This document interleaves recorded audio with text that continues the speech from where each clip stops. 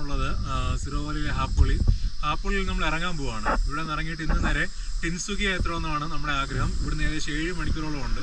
അപ്പോൾ 11 മണിക്കൂറായി. 11 മണിക്കാണ് നമ്മൾ ഇറങ്ങിയത്.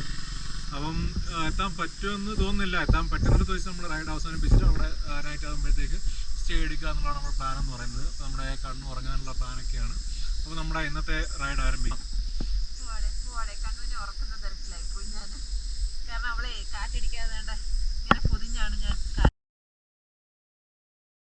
നമ്മൾ ശരിക്കും സിറോയിൽ പോയപ്പോഴത്തേക്ക് അവിടെ ഒരു റിഡ്ജ് ഏരിയ ഉണ്ട്. അവിടെ നിന്ന് കഴിഞ്ഞാൽ വാലി കംപ്ലീറ്റ് ആയിട്ട് കാണാൻ പറ്റുമെന്ന് പറഞ്ഞു. പക്ഷേ നമ്മൾ ഒരുപാട് ടൈം ലേറ്റ് ആയതുകൊണ്ട് സിറോയിൽ പോയില്ല. പക്ഷേ വരുന്ന വഴിക്ക് തന്നെ അങ്ങനത്തെ ഒരു വ്യൂ പോയിന്റ് നമ്മൾ കഴിഞ്ഞ ദിവസം കണ്ടുവച്ചിരുന്നു. മുകളിൽ ആ ഒരു കുന്നും മലയും, താഴെ ആ ഒരു പാഡി ഫീൽഡ്സ് കാണാം. അതിനപ്പുറത്ത് അവിടെ ഒരു വലിയ സെറ്റിൽമെൻറ്റും കാണാം. ഇത് തന്നെയാണ് സിറോയിലെയും കാഴ്ച എന്ന് പറയുന്നത്. അടിപൊളി ഒരു വ്യൂ ആണ്. സിറോയിൽ എത്തിയത് കൊണ്ട്, സിറോയിലെ കാഴ്ചകൾ കണ്ടതുകൊണ്ടും ഈ ഒരു വ്യൂ പോയിന്റ് ജസ്റ്റ് കണ്ടിട്ട് നമ്മൾ നേരെ പോവുകയാണ്. നമ്മുടെ ഇപ്പോഴത്തെ പ്ലാൻ എന്ന് വെച്ച് കഴിഞ്ഞാൽ നമ്മളിപ്പോൾ എന്തായാലും അരുണാചൽ പ്രദേശിൽ നിന്ന് എക്സിറ്റ് ആകുന്നു. പിന്നീട് ആസാം കയറുക. അപ്പോൾ നമ്മുടെ പ്ലാൻ പ്രകാരം ടിൻസുകി എത്തണമെന്നാണ്. നോക്കാം, മാക്സിമം ഇടം വരെ പോകാൻ പറ്റും നോക്കാം. അരുണാചൽ മാക്സിമം എക്സ്പ്ലോർ ചെയ്ത് കഴിഞ്ഞില്ലേ? ഇല്ലില്ല, ഒന്നും ആയിട്ടില്ല. അരുണാചലിൻ്റെ ഒരു സൈഡ് മാത്രമേ. കാരണം മിക്കവാറും ടൂറിസ്റ്റുകളെല്ലാം തന്നെ വരുന്നത് തവാങ് കാണാനായിട്ടാണ്. അപ്പോൾ അവർ തവാങ് കാണും. തവാങ് കണ്ടിട്ട് തിരിച്ച് തേസ്പൂർ ഇറങ്ങി വരും. നമ്മുടെ രൂപ ഇല്ലേ, നമ്മൾ കഴിഞ്ഞ ദിവസം പോയില്ലേ, ഫെയറിന് പോയില്ലേ, അപ്പോൾ രൂപ വഴി അവരെല്ലാവരും തേസ്പൂർ ഇറങ്ങിയിട്ട് അങ്ങ് പോവുകയാണ് ചെയ്യുന്നത്. പക്ഷേ അവരാരും അരുണാചൽ പ്രദേശിൻ്റെ മറ്റുള്ള സ്ഥലങ്ങളിലേക്കൊന്നും പോകാറില്ല. ശരിക്കും സിറോവാലി എന്ന് പറയുന്നത്, സിറോവാലിയിലും കുറച്ചുകൂടി ആൾക്കാർ വരുന്നുണ്ടെന്നാണ് പറയുന്നത്. നമ്മൾ പോയ വഴിയില്ലേ, സെപ്പ വഴി ഒരു ടൂറിസ്റ്റുകൾ അധികം അങ്ങനെ വരാറേ ഇല്ല എന്നാണ് പറഞ്ഞത്. കാരണം സൂപ്പർ റൂട്ടാണ്. കാരണം ഞങ്ങൾ സജസ്റ്റ് ചെയ്യുന്ന ഏറ്റവും ബെസ്റ്റ് റൂട്ടാണ്. കാരണം നമ്മൾ സഞ്ചരിക്കേണ്ട റൂട്ടുകൾ ഒന്നായിട്ട് ഞങ്ങൾ സജസ്റ്റ് ചെയ്യുകയാണ്. സെപ്പ വഴി അടിപൊളി റൂട്ടായിരുന്നു. റോഡ് എല്ലാം കൊണ്ട് നല്ലതായിരുന്നു. അപ്പോൾ നമുക്ക് എത്രയും പെട്ടെന്ന് അരുണാചൽ പ്രദേശിൽ നിന്ന് എക്സിറ്റ് ആവുക എന്നുള്ളതാണ് നമ്മുടെ മെയിൻ ലക്ഷ്യം എന്ന് പറയുന്നത്. ഇനിയിപ്പോൾ നമുക്ക് ഇവിടെ നേരെ പോകാനുള്ളത് ആസാമിലേക്കാണ്. അപ്പോൾ ആസാമിൽ ഇറങ്ങി കഴിഞ്ഞ് കഴിഞ്ഞാൽ നമുക്ക് അവിടെ നിന്ന് ഇനി അരുണാചൽ പ്രദേശിൻ്റെ മറ്റ് സൈഡുകളിലേക്ക് പോകാൻ പറ്റും. അതായത് നമ്മൾ ആസാമാണ് ആക്ച്വലി ഇതിന്റെ എല്ലാം ഒരു കോറിഡോറായിട്ട് ആക്ട് ചെയ്യുന്നത്. മെയിൻ സെന്റർ അതാണ്. കാരണം നമുക്ക് ഏത് സ്റ്റേറ്റിൽ പോകണമെങ്കിലും ആസാം വഴി അങ്ങനെ ഇങ്ങനെ പോകാൻ പറ്റത്തുള്ളൂ. ഒരു സ്റ്റാർ കാണാപ്പാടമായി. അപ്പോൾ നമ്മൾ വീണ്ടും വരും, തിരിച്ചു വരും, ആസാം വരും, തിരിച്ചു വരും, അങ്ങനെ ഒന്ന് കറങ്ങിക്കൊണ്ടിരിക്കും. ഒരു സ്റ്റാർ പോലാണ്. അതായത് സെൻറ്ററിൽ വന്നിട്ട് ബാക്കി എല്ലായിടത്തോടും പോയിക്കൊണ്ടിരിക്കുന്നത്. ആ ഒരു രീതിയിലാണ് നമ്മളിപ്പോൾ ആസാം കവർ ചെയ്തുകൊണ്ടിരിക്കുന്നത്. നമ്മൾ അരുണാചൽ ഇറങ്ങുന്നേ ഉള്ളൂ. അതിൻ്റെ ഒരു വളവും തിരിവും എല്ലാം തന്നെ നമുക്ക് കാണാൻ പറ്റും. അപ്പം ഈ റോഡ് നല്ലതുകൊണ്ട് നമുക്ക് ടൈം കവർ ചെയ്ത് പോകാൻ പറ്റും. പക്ഷേ ഈ വളവും തിരിവും ഉള്ളതുകൊണ്ട് തന്നെ നമുക്ക് കുറച്ച് ടൈം അതിനകത്ത് അങ്ങ് വേസ്റ്റ് ആകും. നമുക്ക് ഒരു സ്ട്രെയിറ്റ് റോഡിൽ പോകുന്ന പോലെ അങ്ങനെ പോകാൻ പറ്റും. അത് മാത്രമല്ല ഇറക്കം കൂടി, നമ്മൾ ഇറങ്ങുമല്ലേ. നമ്മൾ കയറ്റമാണെങ്കിൽ ജസ്റ്റ് കർവായാലും ഓടിച്ചെടുത്തേക്ക് കയറി വരാം. പക്ഷെ നമ്മൾ ഒരു ഇറക്കം ഇറങ്ങുമ്പോഴേക്കും നമുക്ക് ആ ഒരു കയറ്റം കയറുന്ന സ്പീഡോ നമ്മൾ ആ ഒരു കയറ്റത്തിൽ പോകുന്ന അതൊരു ഇതിൽ കൂടി നമുക്കതിനെ പോകാൻ പറ്റത്തില്ല. അപ്പം നമുക്ക് മാക്സിമം കവർ ചെയ്യാന്നുള്ളതാണ്. എന്നിട്ട് നമ്മൾ ആസാം ഇറങ്ങുന്നു. ആസാം ഇറങ്ങിയതിന് ശേഷം നമ്മൾ അവിടെ നിന്ന് നേരെ അരുണാചൽ പ്രദേശിൻ്റെ ഈസ്റ്റേൺ മോസ്റ്റ് ഏരിയാസ് ഉണ്ട്. കിബിത്തു എന്നൊക്കെ പറയും. ഇന്ത്യയുടെ ഫസ്റ്റ് വില്ലേജൊക്കെയാണ് കിബിത്തു എന്നൊക്കെ പറയും.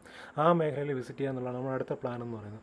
അപ്പോൾ അതിനിടയ്ക്ക് ഏതെങ്കിലും ആസാമിലെ പ്ലേസ് വരുവാണെങ്കിൽ നമുക്ക് അവിടെ കവർ ചെയ്യാം. അതായത് എന്തായാലും നമുക്ക് ആസാമിൽ എവിടെയെങ്കിലും സ്റ്റേ എടുത്തേ പറ്റൂ. നമ്മൾ അരുണാചൽ ഇറങ്ങും. അരുണാചലിൽ നിന്ന് ഇറങ്ങിയിട്ട് നമ്മൾ നേരെ ആസാം ബോർഡർ ക്രോസ് ചെയ്യും. ക്രോസ് ചെയ്ത് കഴിഞ്ഞാൽ ഇന്ന് വൈകിട്ട് എവിടെ നിന്നോ അവിടെ സ്റ്റേ ചെയ്യാം.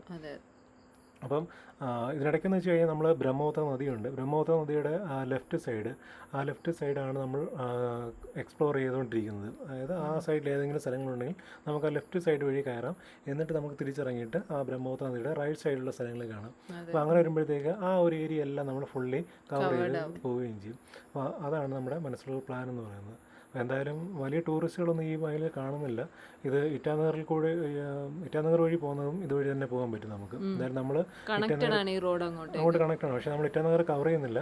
എന്ത് സൂപ്പർ വ്യൂ ആണെന്ന് നോക്കി. എല്ലാം ഒരു ഡെൻസ് ആയിട്ടുള്ള ഫോറസ്റ്റ് റീജിയനാണ്. ഇത് നമ്മൾ താഴെയുള്ള ഒരു ഡെൻസ് ഫോറസ്റ്റ് റീജിയൻ ഇറങ്ങുകയാണ്.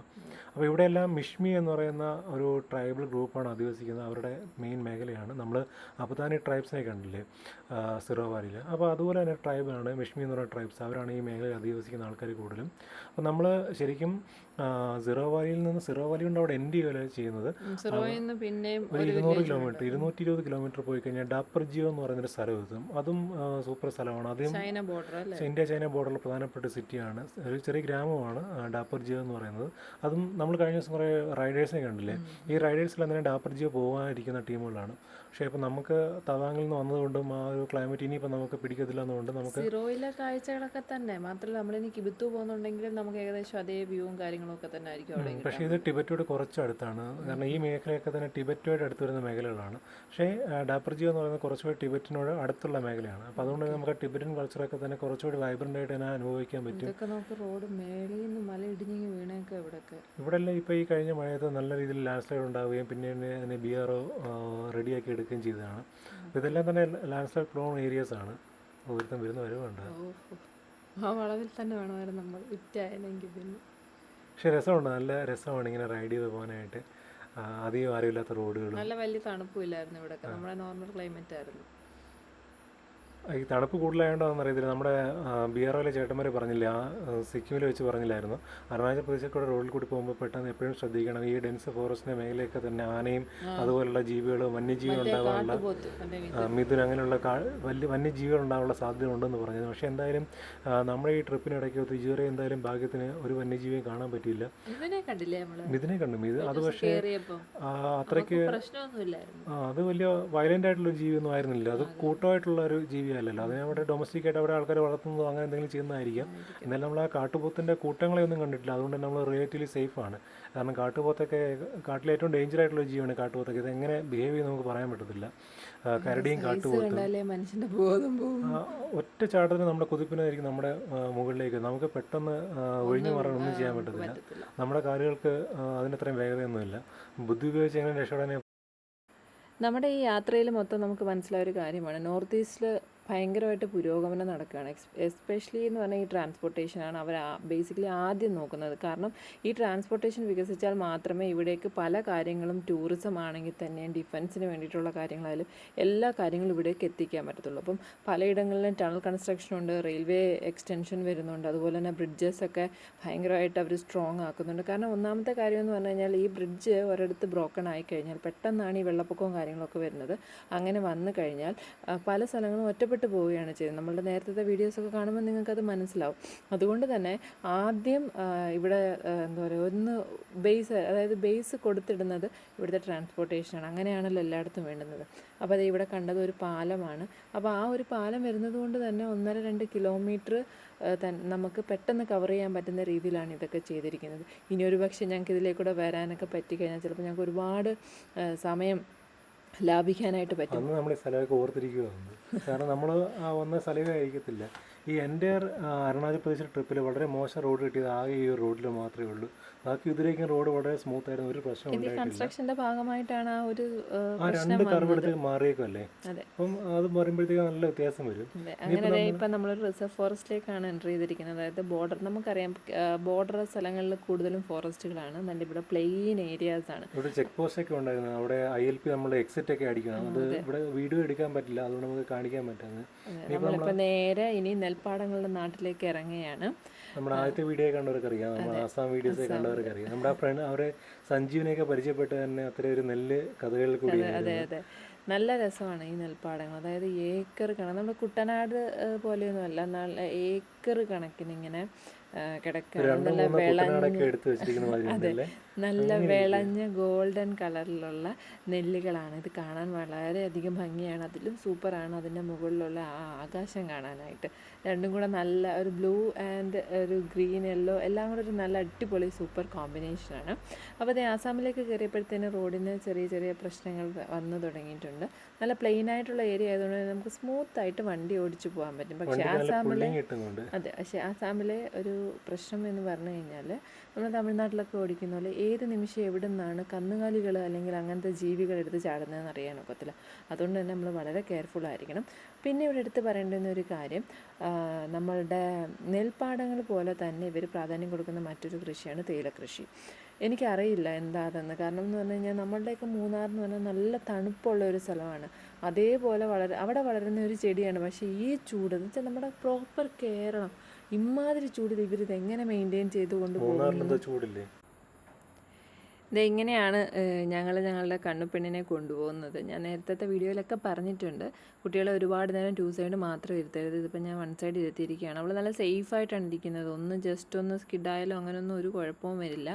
അവളാണെങ്കിൽ അവൾക്കും ഏറ്റവും കൂടുതൽ ഇഷ്ടമാണ് ഇങ്ങനെ ഇരിക്കുന്നത്. കാരണം 2 സൈഡ് ഇരിക്കുമ്പോൾ അവൾക്ക് വിസിബിലിറ്റി വളരെ കുറവാണ്. അങ്ങനെ ഞങ്ങൾ ഇങ്ങനെ പൊയ്ക്കൊണ്ടിരിക്കുകയാണ്. അത്യാവശ്യം നല്ല സ്പീഡിലാണ് പോകുന്നത്. കാരണം ഇവിടെയൊക്കെ റോഡ് ഭയങ്കര സ്മൂത്താണ്, വലിയ ട്രാഫിക്കും കാര്യങ്ങളും ഒന്നുമില്ല. അത് മാത്രമല്ല നമ്മുടെ പ്ലെയിനിലോട്ട് ഇറങ്ങിയില്ലേ, അപ്പോൾ വണ്ടിയുടെ പുള്ളിങ്ങിനും വ്യത്യാസം വരും. നമ്മൾ മുകളിൽ ഹില്ല് കയറുമ്പോഴാണ് വണ്ടിക്ക് കയറാൻ ബുദ്ധിമുട്ട്. നല്ല പുള്ളിങ് നല്ല കുറവായിരിക്കും.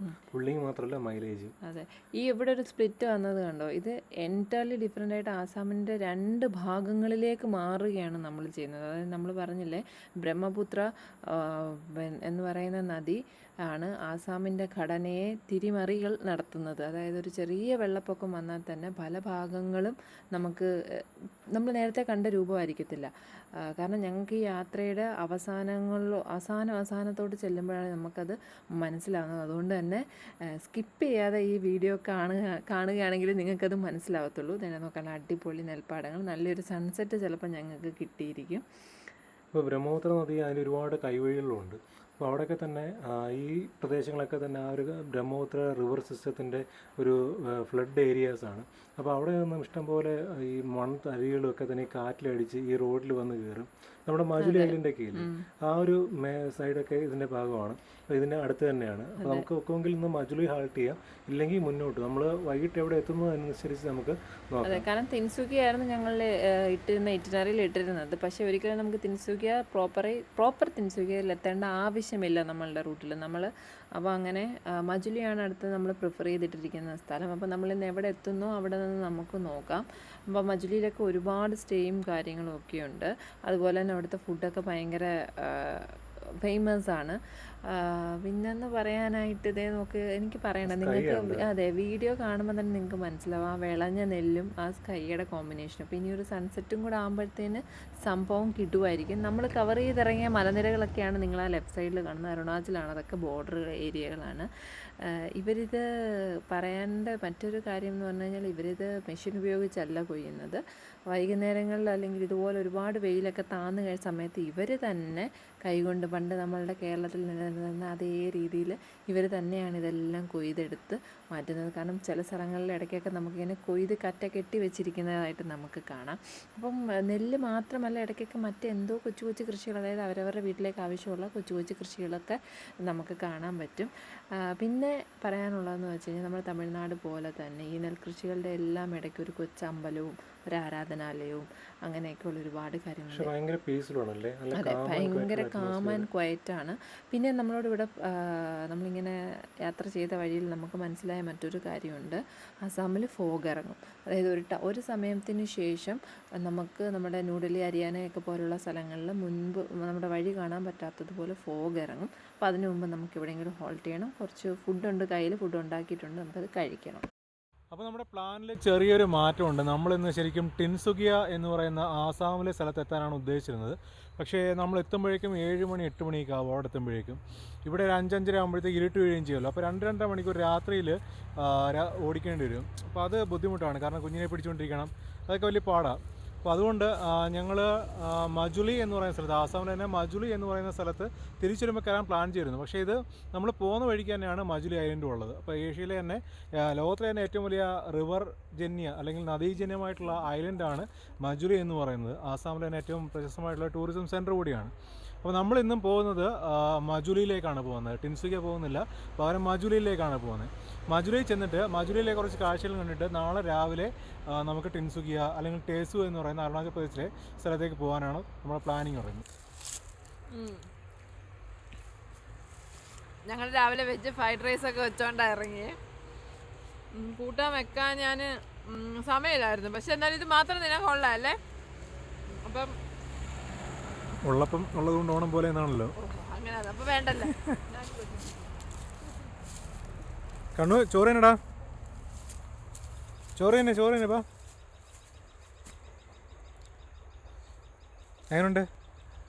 നല്ലൊരു സ്ഥലമല്ലേ ഇന്ന് കഴിക്കാൻ പറ്റിയ സ്ഥലം. പെട്ടെന്ന് ക്ലൈമറ്റ് അങ്ങ് മാറി. ആ തണുത്ത ഇതിൽ നിന്ന് മാറിയിട്ടേ വല്ലാതെ നല്ല ചൂടായി. ഇനിയിപ്പോൾ നമുക്ക് ജാക്കറ്റൊക്കെ മാറ്റി വെച്ചിട്ട് മറ്റേതൊക്കെ ഇടാം. ഭയങ്കരമായിട്ടങ്ങ് ചൂടായി. കുഞ്ഞിനും ഒക്കെ ഇനി മാറാം. അപ്പൊ ശരി, കഴിച്ചിട്ട് കാണാം. ഇനി കഴിക്കട്ടെ, സമയം പോകുന്നു, കഴിക്കാം. ഞങ്ങളിങ്ങനെ വഴി കൂടെ പോവായിരുന്നു. അന്നേരമാണ് ആസാമിന്റെ ഒരു ട്രഡീഷണൽ ജുമോ ഡാൻസ് അല്ലേ, കമ്മ്യൂണിറ്റി എന്ന് പറയുന്ന കമ്മ്യൂണിറ്റി ഉണ്ട്. അവരുടെ ട്രഡീഷണൽ ട്രൈബൽ ഡാൻസിൻ്റെ ഒരു കോസ്റ്റ്യൂമാണിത്. അപ്പോൾ നമ്മുടെ ബിർസാ മുണ്ടയുടെ ജന്മദിനം കൂടിയായിരുന്നു. അപ്പോൾ അതിൻ്റെ ഭാഗമായിട്ട് സംഘടിപ്പിച്ചിട്ടുള്ള ഇതാണ്. അപ്പോൾ അതിൻ്റെ ഭാഗമായിട്ട് കുട്ടികളെല്ലാം തന്നെ അവരുടെ ട്രഡീഷണൽ ഡ്രസ്സിൽ നിൽക്കുകയാണ്. അപ്പോൾ അതിൻ്റെ സംഘാടകരും മറ്റുമാണ് ഇവരെല്ലാം തന്നെ. അപ്പോൾ നമുക്ക് അവരുടെ ഒപ്പം ഒന്നൊരു ഫോട്ടോയൊക്കെ എടുത്ത് നിൽക്കാം. ബിർസാ മുണ്ടയെ പോലെയുള്ള ലെജൻഡറി ആയിട്ടുള്ള ട്രൈബൽ ലീഡേഴ്സിനെയൊക്കെ അവിടുത്തെ തലമുറ ഇപ്പോഴും ഓർത്തിരിക്കുന്നു, അല്ലെങ്കിൽ അവരുടെ അത്രയ്ക്ക് ബഹുമാനം കൊടുക്കുന്നു പറഞ്ഞാൽ വളരെയധികം സന്തോഷം തോന്നി. കാരണം ഹിസ്റ്ററിയൊക്കെ പഠിക്കുമ്പോഴത്തേക്കും വളരെയധികം പഠിച്ചിട്ടുള്ളൊരു ക്യാരക്ടറായിരുന്നു ബിർസാ മുണ്ട. അദ്ദേഹം ബ്രിട്ടീഷ് സാമ്രാജ്യത്തിനൊക്കെ പൊരുതിയ ഒരു വീരപുരുഷൊക്കെ ആയിട്ടാണ് നമ്മുടെ ഹിസ്റ്ററി ബുക്കുകളിലായി കാണുന്നത്. അപ്പോൾ എന്തായാലും നമ്മളങ്ങനെ അവരെയൊക്കെ കണ്ടിട്ട് മജുലി മാപ്പിട്ട് പോയിക്കൊണ്ടിരിക്കുകയാണ്. അങ്ങനെയാണ് ഗൂഗിൾ അമ്മച്ചി പണി എന്നത്. ഏതൊക്കെയോ അറിയാൻ വയ്യാത്ത വഴികൾ കൂടി, ഗ്രാമീണ വഴികൾ കൂടി ഗൂഗിൾ നമ്മളെ റീറൂട്ട് ചെയ്ത് കളഞ്ഞു. അപ്പം പോകുന്ന വഴിയൊക്കെ തന്നെ നമ്മുടെ മെയിനായിട്ടുള്ള റോഡിൽ നിന്ന് മാറ്റി, അല്ലെങ്കിൽ ആ ടാർ റോഡിൽ നിന്ന് മാറി ഏതൊക്കെയോ ചെറിയ റോഡിൽ കൂടിയാണ് പോയിക്കൊണ്ടിരിക്കുന്നത്. അപ്പോൾ ഇത് എവിടെ ചെല്ലുമെന്ന് അറിഞ്ഞു കഴിഞ്ഞാൽ നമുക്ക് തന്നെ അറിയത്തില്ല. അപ്പം ലോക്കൽസിനോട് ചോദിക്കുമ്പോൾ മജുലിയുടെ വഴിയാണെന്ന് ചോദിക്കുമ്പോൾ അവരാണ് എന്ന് പറയുന്നുണ്ട്. പക്ഷേ മെയിൻ റൂട്ട് എന്ന് പറയുന്നത് വേറെയാണ്. ശരിക്കും നമ്മൾ ഗൂഗിൾ മാപ്പ് സെറ്റ് ചെയ്ത് കൊടുത്തപ്പോഴത്തേക്കും ബൈക്കിൻ്റെ ഇതാണ് സെറ്റ് ചെയ്ത് കൊടുത്തത്. അപ്പം അങ്ങനെ വന്നപ്പോഴത്തേക്കും ഗൂഗിൾ മാപ്പ് ചെറിയ വഴിയിൽ കൂടി നമ്മളെ കൊണ്ടുപോയി കളയും. അപ്പോൾ ഇതിൽ നിന്ന് നമ്മൾ എന്ത് മനസ്സിലാക്കാം? ഒരിക്കലും അറിയാൻ വയ്യാത്തൊരു വഴി കൂടെ പോകുമ്പോൾ, അല്ലെങ്കിൽ പ്ലേസിലേക്ക് പോകുമ്പം ഹൈവേ പിടിച്ച് പോകാൻ നമ്മൾ ശ്രദ്ധിക്കണം. കാരണം ഇതുപോലുള്ള അറിയാൻ വയ്യാത്തപ്പം ആസാമൊക്കെ എന്ന് പറഞ്ഞു കഴിഞ്ഞാൽ നല്ല സേഫായിട്ടുള്ള പ്ലേസാണ്. പക്ഷേ ഡൽഹി, മഹാരാഷ്ട്ര അങ്ങനെയൊക്കെയുള്ള സ്ഥലങ്ങളിൽ നമ്മൾ ഒരുപാട് ന്യൂസുകളൊക്കെ കേട്ടിട്ടുണ്ട്. ഇതുപോലുള്ള ചെറിയ അറിയാൻ വയ്യാത്ത വഴി കൂടെ ഒക്കെ പോകുമ്പോൾ ഒരുപാട് പിടിച്ചുപറിയും കൊള്ളയൊക്കെ നടക്കുന്ന ഒരു സ്ഥലവും അങ്ങനെയൊക്കെയുള്ള സ്ഥലങ്ങളുണ്ട്. അപ്പോൾ ഇവിടെ ഞങ്ങൾ സേഫായിട്ടാണ് ഞങ്ങൾക്ക് തോന്നിയിട്ടുള്ളത്. ആളുകളൊക്കെ ഭയങ്കര ഫ്രണ്ട്ലിയാണ്. പക്ഷേ ചിലപ്പോൾ അല്ലാത്തത് കാണും, നമ്മളങ്ങനെ എക്സ്പീരിയൻസ് ചെയ്തിട്ടില്ല. അതെ, നമ്മളിപ്പോൾ പകലായതുകൊണ്ടായിരിക്കാം. എന്തായാലും 8ൻ്റെ പണിയാണ് ഞങ്ങൾക്ക് ഈ വഴിയിൽ നിന്ന് കിട്ടിയത്. കാരണം നമുക്ക് ഉദ്ദേശിക്കുന്ന സ്പീഡിലും പോകാൻ പറ്റത്തില്ല. ഒന്നാമത് റോഡും ക്ലിയർ അല്ല. നമുക്ക് ഒരു മണിക്കൂറാണ് കാണിച്ചത്. പക്ഷേ ആ ഒരു സമയത്തൊന്നും അടിപൊളി. ഇവിടെ റോഡ് ഇത് ഗൂഗിൾ മാപ്പിൽ നല്ല അടിപൊളി റോഡാണ് കാണിക്കുന്നത്. പക്ഷേ ഇവിടെ റോഡില്ലെന്ന് മാത്രമല്ല, മനുഷ്യൻ പോലും നടന്നു പോകാൻ എന്തൊരു പാടാണെന്നറിയാം. അപ്പോൾ ഇത് കഴിഞ്ഞ വെള്ളപ്പൊക്കത്തിൽ വന്നടിഞ്ഞ മണ്ണാണ് ആക്ച്വലി. ഇത് പണ്ടിവിടെ റോഡുണ്ടായിരുന്നു, അതിപ്പോൾ ഇല്ല. ആ റോഡിനെ ഫുള്ളായിട്ട് ഒഴുക്ക് മണലാണ് ഈ വന്നടിഞ്ഞു കിടക്കുന്നത്. നിങ്ങളിപ്പോഴത്തെ ഭാരതപ്പുഴ കണ്ടിട്ടുണ്ടെന്ന് അറിയാമായിരിക്കും. ആ വഴി വരുമ്പം കണ്ടിട്ടില്ലേ, നമുക്കിങ്ങനെ ചവിട്ടി നടക്കാൻ. നമ്മളത് ബീച്ചിലൊക്കെ നടക്കുന്നതാണ്. വണ്ടി സ്റ്റക്കായി. വണ്ടി ഞങ്ങൾ ഒരു വിധേനയാണ് കയറ്റിയത്.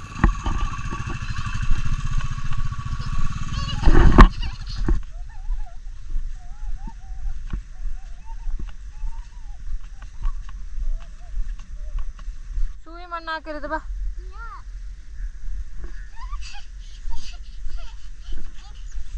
നേരെ നോക്കിപ്പോ, അച്ഛൻ്റെ അടുത്ത് പോ.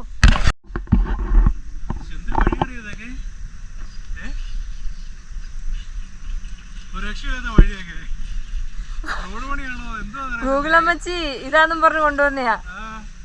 ഇങ്ങോട്ട് മാറി നിക്കാം കേട്ടോ, പുറേന്ന് വണ്ടി വരുന്നു. അല്ല, ഇങ്ങോട്ട് മാറി നിക്കാവേ. ഗ്രാമങ്ങളാന്ന് തോന്നുന്നു. അപ്പോൾ ഇതെല്ലാം മജുലിയുടെ ഭാഗമാണ്, ഐലൻഡിൻ്റെ ഭാഗമാണ്. അപ്പോൾ ഇത് നേരത്തെ ചെറിയ വെള്ളപ്പൊക്കം ഉണ്ടായപ്പോൾ ഇവിടെ വന്ന് അടിഞ്ഞുകൂടിയ എക്കൽ മണ്ണും കാര്യങ്ങളും ഒക്കെയാണ്. ഞാൻ പറഞ്ഞില്ലേ, ഇവിടുത്തെ മണലിനൊരു വെളുത്ത നിറമാണ്. അപ്പോൾ ഇവർ ഈ പോകുന്ന വണ്ടിയൊക്കെ ഇതിലേക്കൂടെ എങ്ങനെ കയറി പോകുന്നത്? ഇത് പിന്നെ ഇതായതുകൊണ്ട് കുഴപ്പമില്ല. ഞങ്ങളുടെ പുറകിൽ ഒരു ചെറിയ ഓട്ടോ വരുന്നുണ്ട്, ഇവിടുത്തെ ടാക്സി സർവീസ് ആണെന്ന് തോന്നുന്നു. ഇതൊക്കെ എങ്ങനെ ഇതിലേക്കൂടെ എടുത്തുകൊണ്ട് വരുന്നതെന്നൊന്നും അറിയില്ല. ഈ ലെഫ്റ്റ് സൈഡിൽ ഒരു ചെറിയ പുഴ ഒഴുകുന്നുണ്ട്. അതുപോലെ തന്നെ ഒരുപാട് കന്നുകാലികളെ മേയ്ക്കുന്നുണ്ട്. അപ്പോൾ ഒരുപാട് നമുക്ക് എണ്ണാൻ പോലും പറ്റാത്ത രീതി കൂട്ടമായിട്ടാണ് ഇവിടെ വന്ന് വെള്ളമൊക്കെ കുടിക്കുന്നത് നമുക്ക് കാണാം. ഓൾമോസ്റ്റ് സൺസെറ്റായി. അത്യാവശ്യം സ്കൈ നല്ല രസമുണ്ട്.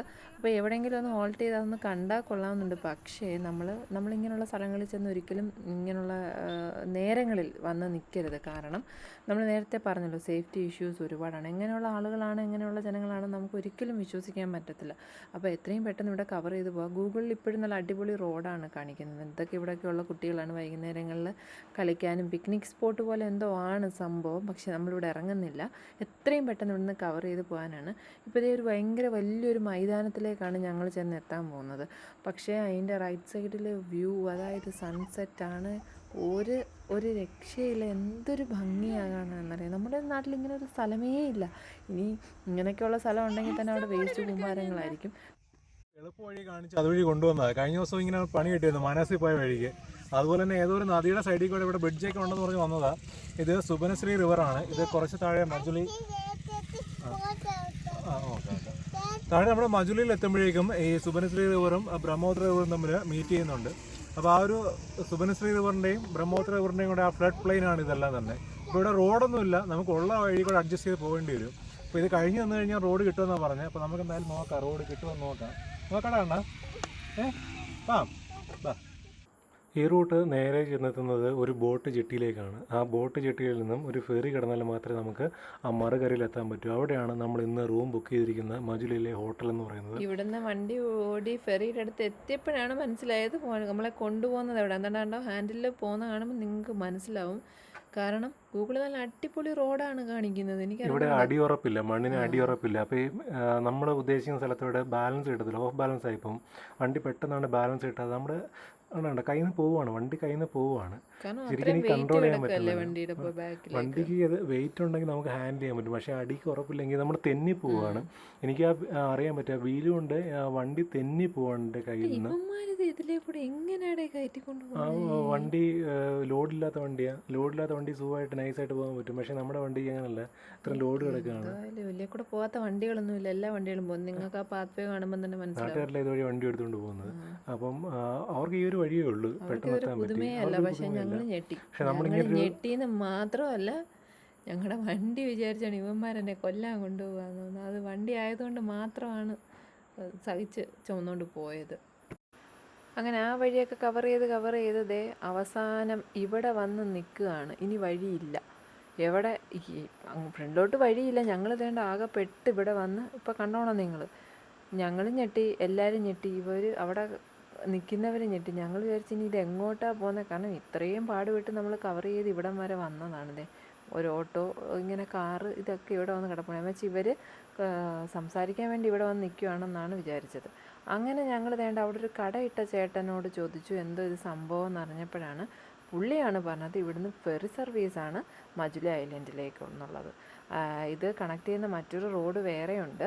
അത് പക്ഷേ എന്താണ്, നമ്മൾ ഈ വന്ന റൂട്ടിലാണ്, നമുക്കത് ഒരു ദിവസം കൂടെ എടുത്താലേ അത് കവർ ചെയ്ത് വരാൻ പറ്റത്തുള്ളൂ. ഞങ്ങളുടെ ആ ഞെട്ടലാണ് നിങ്ങൾ ആ ക്യാമറയിൽ കാണുന്നത്. मजली यहाँ से जाता है, इधर इधर ही जाना पड़ेगा. ये फेरी है, वो फेरी मिलेगा.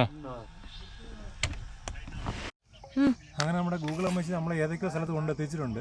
ഇത് ശരിക്കും മജുലിയുടെ ഇങ്ങേക്കരയാണ്, അതായത് ബ്രഹ്മപുത്ര റിവറാണ് മജുലി ഉണ്ടാക്കുന്നത്.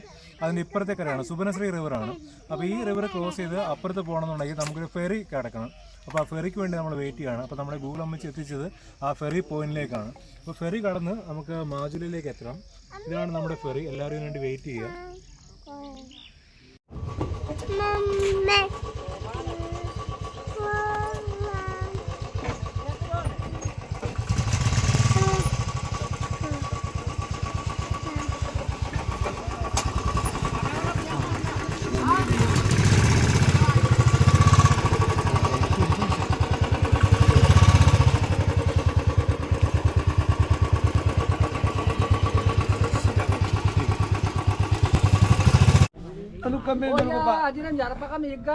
എന്തായാലും ഇങ്ങനെ എക്സ്പീരിയൻസ് പ്രതീക്ഷിച്ചില്ല, ഒരു ഫെറി യാത്ര. ഇപ്പോൾ നമ്മളുടെ ബ്രഹ്മപുത്രയിൽ സുബനശ്രീയിൽ കൂടിയുള്ള ഫെറിയിൽ കൂടിയാണ് നമ്മളിപ്പോൾ നിൽക്കുന്നത്. ഇതിപ്പോൾ ഇവിടുന്ന് വണ്ടി എടുക്കും. വണ്ടി എടുത്തിട്ട് നമുക്ക് ഇത് അപ്പുറത്തെ കരയിൽ പോകണം, അവിടെ പോകണം. ആദ്യമായിട്ടാണ് ഒരു ഫെറി എക്സ്പീരിയൻസ്, അതും ബൈക്കിലൊക്കെ. ഒന്ന് നോക്കാം എങ്ങനെ ഉണ്ടെന്ന്. ഈ ഫെറി ഒരു ഗവൺമെൻറ് സർവീസാണ്.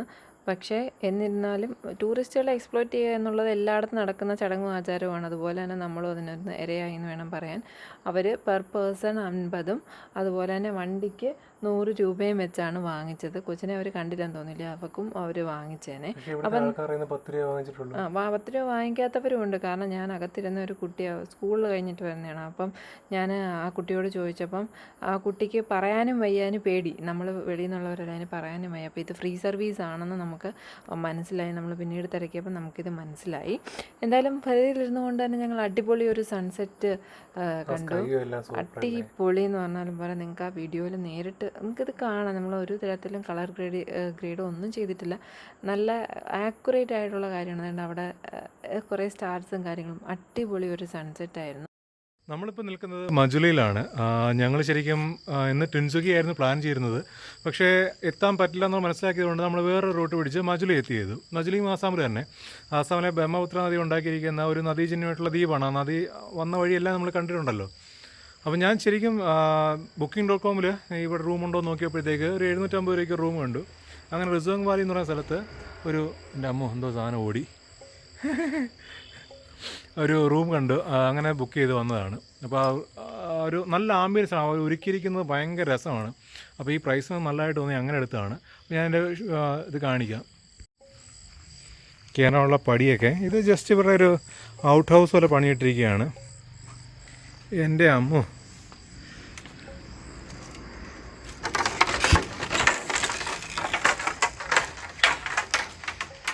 അടിപൊളി, നല്ല രസമുണ്ട് ചെയ്തിരിക്കുന്നതാണ്. ഇവിടെ നോക്കിയാൽ ആസാമിൻ്റെ ട്രഡീഷണൽ ആയിട്ടുള്ള അവരുടെ ഈ കൃഷിക്ക് മറ്റും ഉപയോഗിക്കുന്ന സാധനങ്ങളൊക്കെയാണ് കയറി കുരുങ്ങി. ഇതെല്ലാം അവർ കണ്ടോ നെയ്തെടുത്തിരിക്കുകയാണ്. അവരുടെ ഓലയിലും മറ്റും നെയ്തെടുത്തിരിക്കുകയാണ്. ഇതവിടെ പഴമൊക്കെ ഉണക്കായിട്ടേക്കുന്നത് വെളിയിൽ കണ്ടോ, അത് പഴമാണ്. പഴം ഉണക്കായിട്ടേക്കാണ്. എന്താ സംഭവം എന്നറിയത്തില്ല. നമ്മുടെ ബുള്ളുമോൻ അവിടെ ഒറ്റയ്ക്ക് ഇരിപ്പുണ്ട്. കമ്പനിക്ക് പറയുന്നത് ഹിമാലയനും ഇരിപ്പുണ്ട്. ഒരു പൂച്ച ഇവിടേക്ക് ഇറങ്ങി കിടക്കുന്നു. ഞാൻ പുള്ളിയെടുത്ത് ചോദിച്ചു, ഇതിൻ്റെ ഓണറെടുത്ത് ചോദിച്ചപ്പോഴത്തേക്കും ഇതവർ ശരിക്കും ഒരു ലെഷർ പ്ലേസ് എന്ന രീതിയിൽ ഉണ്ടാക്കിയിട്ടിരിക്കുന്നതാണ്. നമുക്ക് നമ്മുടെ റൂമിൽ കിടന്നിട്ട് ഉറക്കാൻ വരുന്നില്ല, അല്ലെങ്കിൽ പാർട്ട്ണറായിട്ട് അടിപിടിയൊക്കെ ആണെന്നുണ്ടെങ്കിൽ ഇവിടെ ഒന്ന് സുഖമായിട്ട് ഉറങ്ങാൻ എന്നൊക്കെയാണ് പുള്ളി പറഞ്ഞ്. പക്ഷേ രസമുണ്ട്, ആംബിയൻസ് നല്ല രസമുണ്ട് ഇവിടെ ഉണ്ടാക്കിയിട്ടേക്കുന്നതാണ്. ഇപ്പോൾ എന്തായാലും സന്ധ്യയായി 6:30 ആയിട്ടുണ്ട്. ഇതിൻ്റെ ഡീറ്റെയിൽ ആയിട്ടുള്ള ഇതെല്ലാം തന്നെ നമ്മൾ നാളെ രാവിലെ കാണിക്കാം. കാരണം അവർ ചെറിയൊരു പോണ്ടിൻ്റെ സെറ്റപ്പും കാര്യങ്ങളൊക്കെ ഉണ്ട്. അപ്പോൾ അത്തരം കാര്യങ്ങളൊക്കെ പകലെ വീഡിയോ എടുത്തിട്ട് കാര്യമുള്ളൂ. അപ്പം നമുക്കത് രാവിലെ കാണാം.